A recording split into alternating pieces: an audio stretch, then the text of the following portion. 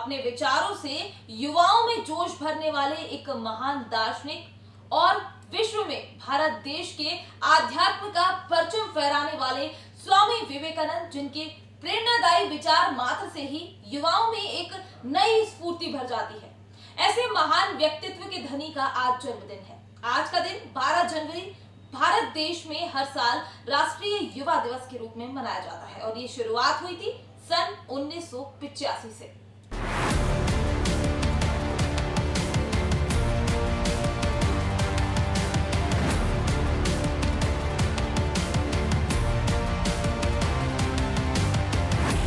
विवेकानंद जी का जन्म 12 जनवरी 1863 को कोलकाता में हुआ था।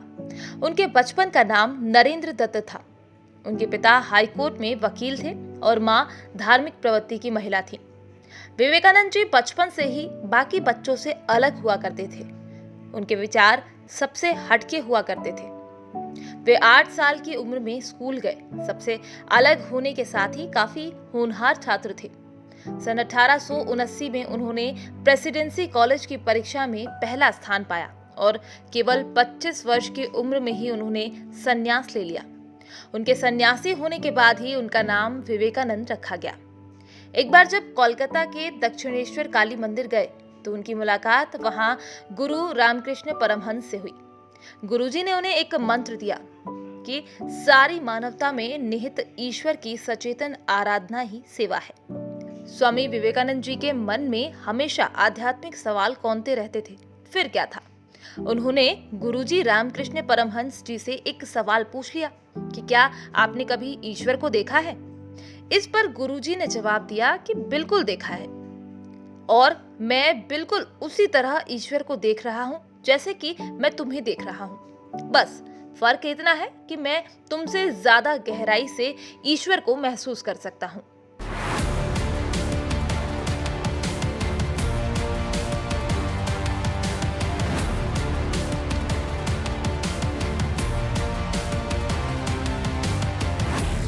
इसके बाद शिकागो धर्म संसद में जब स्वामी विवेकानंद ने अमेरिका के भाइयों और बहनों कहकर भाषण शुरू किया तो 2 मिनट तक सभागार में तालियां बजती रहीं।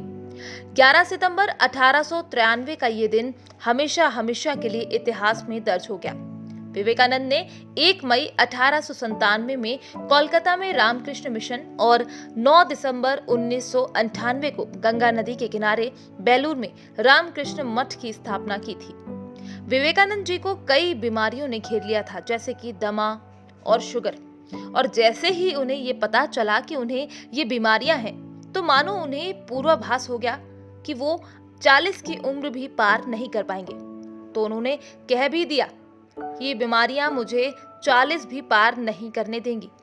उनकी ये भविष्यवाणी सच साबित हुई और उन्होंने 39 बरस में 4 जुलाई 1902 को बेलूर स्थित रामकृष्ण मठ में ध्यानमग्न अवस्था में ही महासमाधि धारण कर ली। उनका अंतिम संस्कार बेलूर में गंगा तट पर किया गया।